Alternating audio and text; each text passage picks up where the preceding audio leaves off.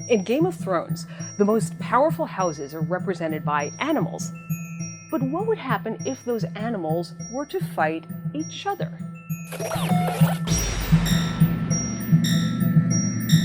So we have a stag for House Baratheon, a lion for House Lannister, a wolf, Direwolf for House Stark, and a dragon for House Targaryen.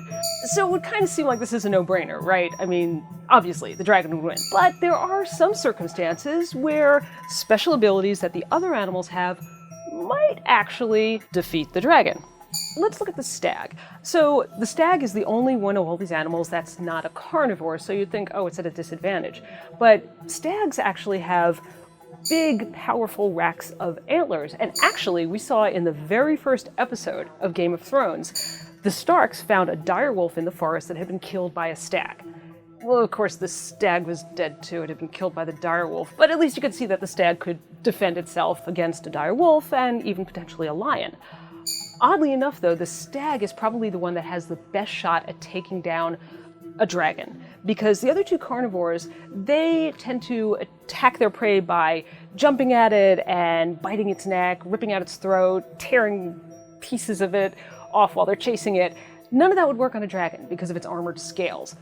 But a stag, with its pointy antlers, might possibly be able to penetrate those scales to kill the dragon.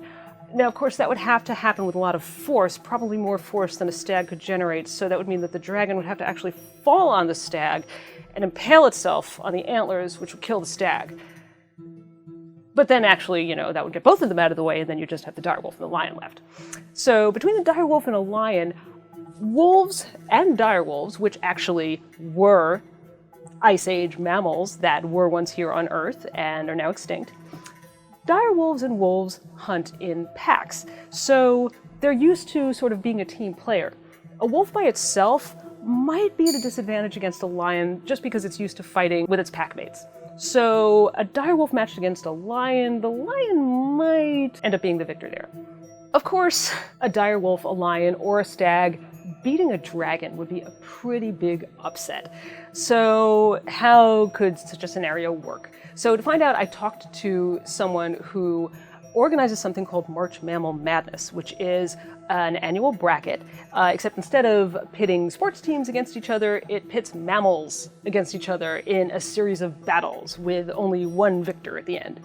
And her name is Dr. Katie Hind, and she told me that there are some circumstances that could potentially explain why a dragon might not perform as well as you would expect it to.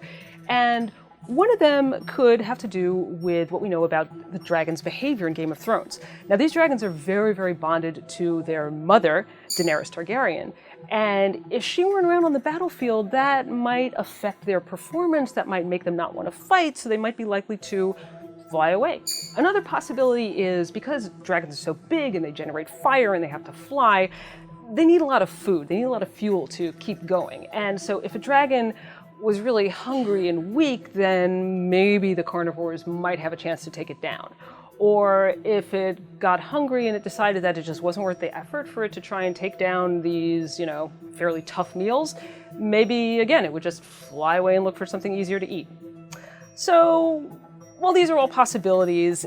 If you really just put them all together in a battlefield and had them go at it, I don't think there's any question about which one would win.